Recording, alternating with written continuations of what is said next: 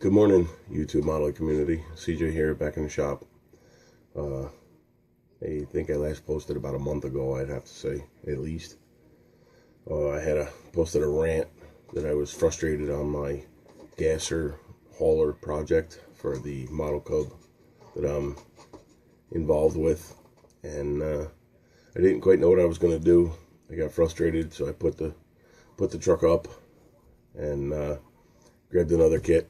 And I needed the sense of finishing something, I guess, to stop the frustration that I was having with not feeling creative or, feeling the funk, builder's block, whatever you want to call it. So I started another kit.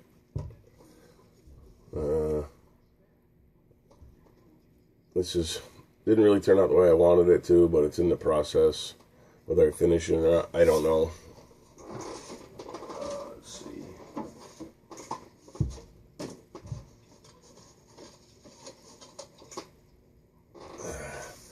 It's just an old AMT kit, which I hate because they have molded exhaust. Just an El Camino. It's a 65, I think, or something like that. Yeah, 65 El Camino. So I tried doing a real heavy metallic. I don't know if you guys can see it. And I don't know if you can see all the gazillion sparkles in it. Well, I did this in acrylic. So, of course, anybody who's sprayed acrylic knows that the metallics, the heavy flake metallics are extremely thick.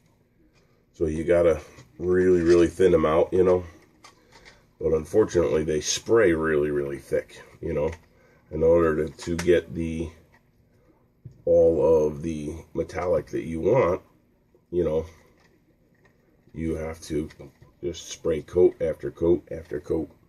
So I think I finally ended up doing somewhere around, I'm going to say probably 10 coats of red. And I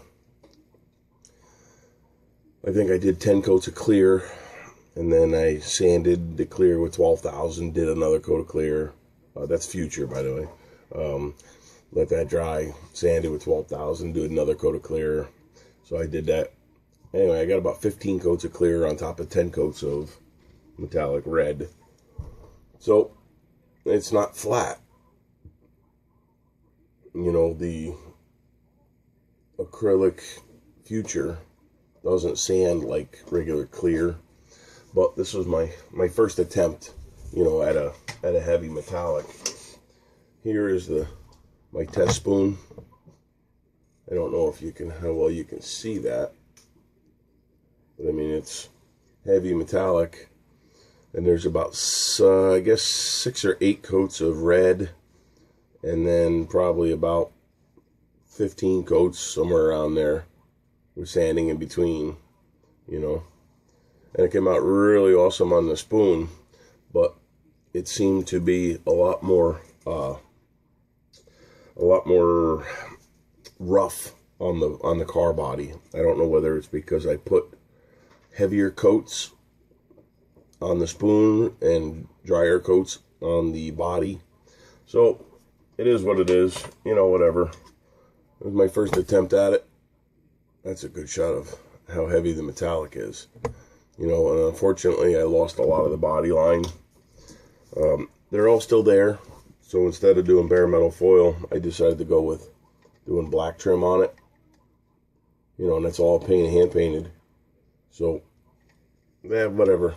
It was a tune-up kit for me, just because I needed the sense of accomplishment.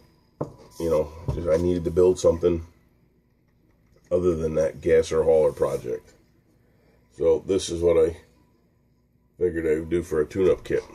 Well, of course, it ate my ass, the fact that I put something away. You know, I pull a kit up, which I've never had to do before, but I've never also scratch built a kit before. And this one here was a combination of scratch built, kit bash, and not so much box stock. So I was really out of my element, I guess, but not afraid of the challenge. And it just kind of got to me in the middle there. I went through a little depression, I guess, for about 2 weeks. So, and it was also difficult because, life was going on in the middle, so I didn't get a whole lot of bench time at that point in time.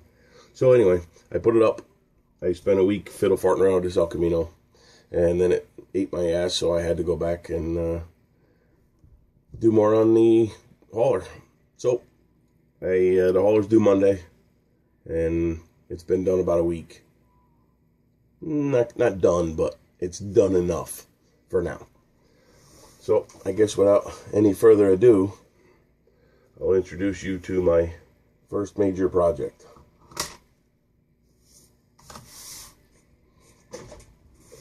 Okay. Sorry for the shakiness here, guys, but it is what it is. So this is my hauler gasser project.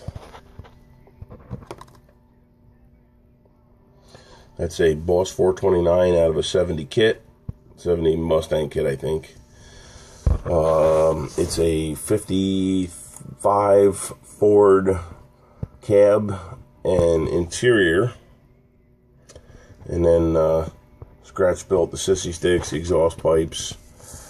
The body, the truck body, is mounted on a Revell Kenworth WL 900 chassis, which I cut and narrowed the front axle so that the tires would fit underneath the 124 scale pickup truck. So then I completely scratch built the hauler body and mounted the fender flares off of the 55 Ford truck on the body, just to try to tie the truck in a little bit. And of course, I did some hinging, which I'd never done before, so that was more thinking outside of the box, outside of my comfort zone. These doors here hinge as well, but they're a little bit, I made them a little tight, so they're kind of a little bit of a pain in the ass to get open here. Bear with me just a second here, fellas. Set this puppy down.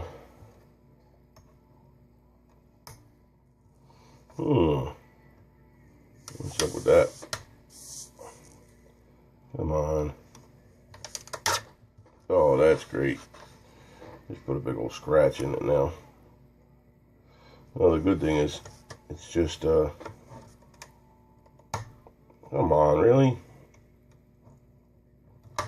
There we go. The good thing is it's just black primer. That's what I had opted to go with.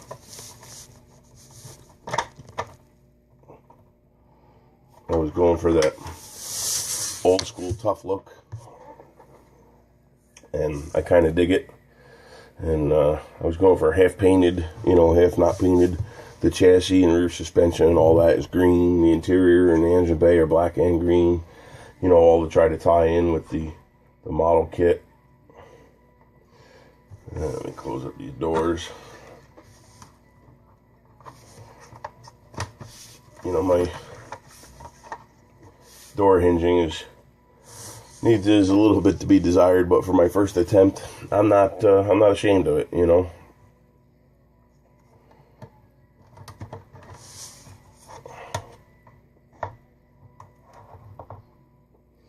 I'm not ashamed of it. Spin this around for you.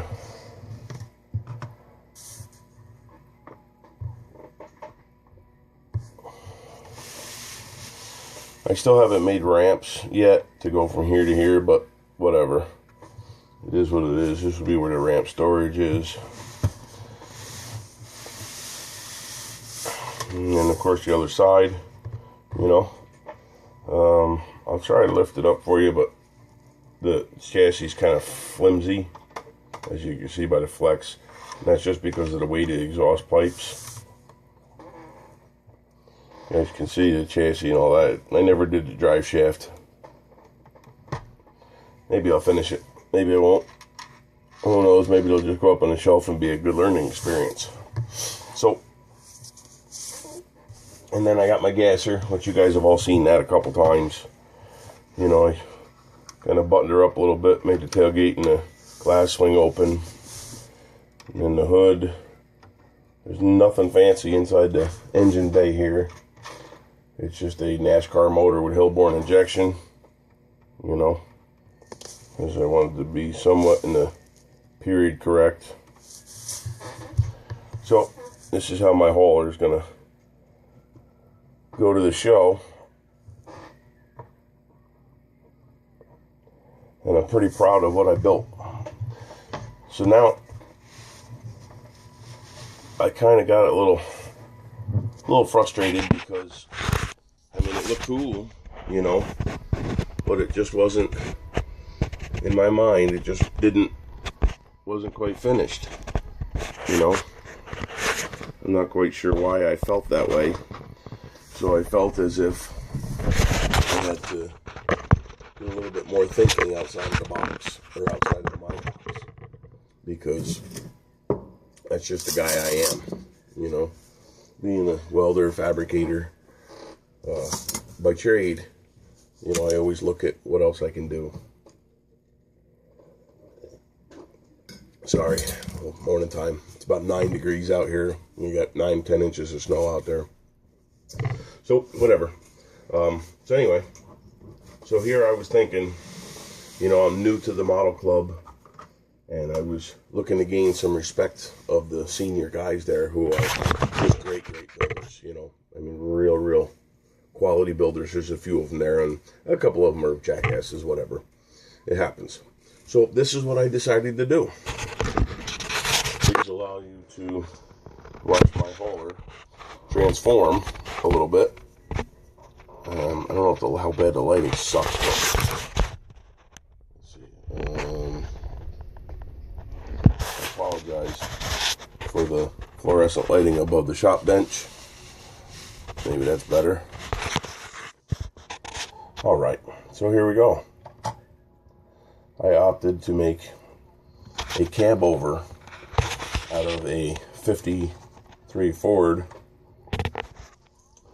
and this is what I got.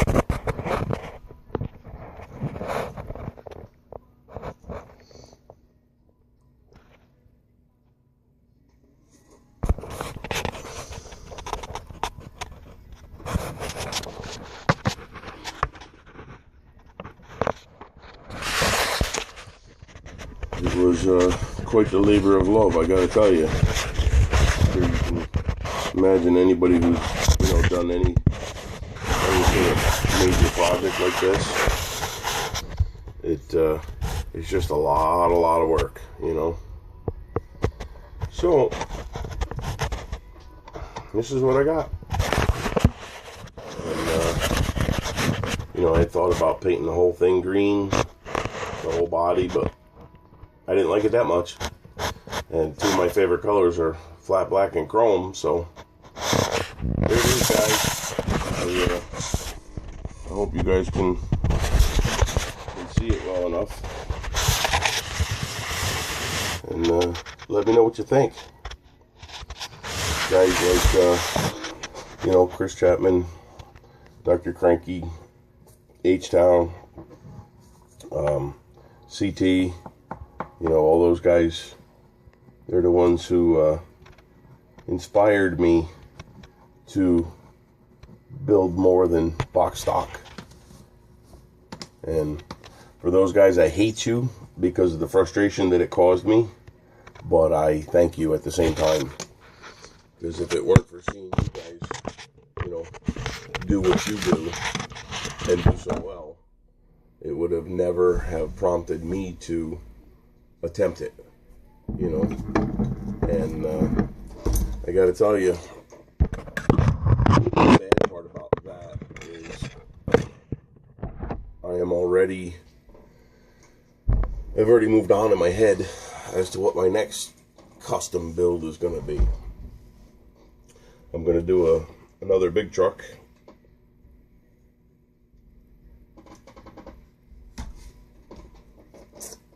I'm going to do another custom deal where I'm going to stretch out a frame and stretch out a sleeper and, you know, make it a big truck.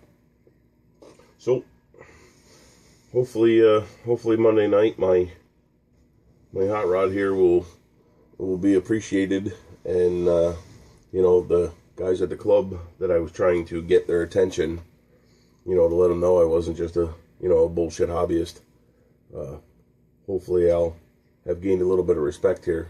I put a lot of time in this. I started the gasser in August and finished it around Thanksgiving. So I think how I'm gonna try to avoid the blues of the next big project is, I always wondered how a lot of you guys build 2 and 3 kits all at the same time. You know, you got none of them finished, and I have always started one and finished one. And this one here, you know, I went gangbusters till I got burnt out, and then I burnt myself out. Did a little bit of scratch, you know, shit work on that El Camino, and then you know, it inspired me, or ate my ass enough to get back in the game with this hauler project. And I was worried that I couldn't get it done, and here I am. I got it done a few days early.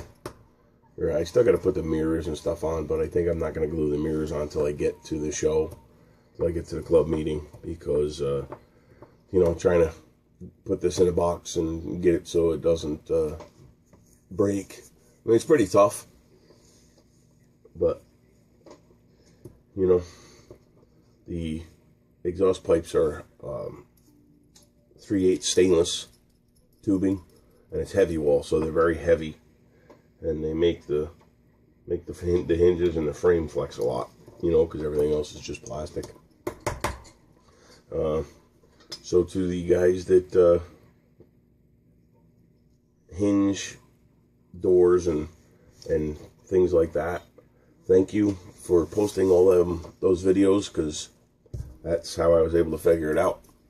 And then of course hinging the cab, I just figured that out on my own, realizing that you can think outside of the box when hinging stuff, you know. So like I said, I've always been a builder and fabricator, and I've always made all my own shit. Usually make it out of metal, but now I'm you know, my mindset has changed and started gearing a little bit towards plastic and styrene. So I think you know, I'm going to be a member of the styrene mafia there, I guess. We'll see how the next one comes out. Thank you very much for sticking with me. I know it's been slow on the video posts, and I probably missed 500 videos in the interim, but I wanted to post this last week, but we had the snow coming. I bought a new truck, new plow, got rid of the old plow truck, so you know, it's just been busy. Thanks guys, I appreciate all the help, and you know, all your positive comments really helped me get through it. I appreciate it. Let me know what you think. Thank you. Have a great day.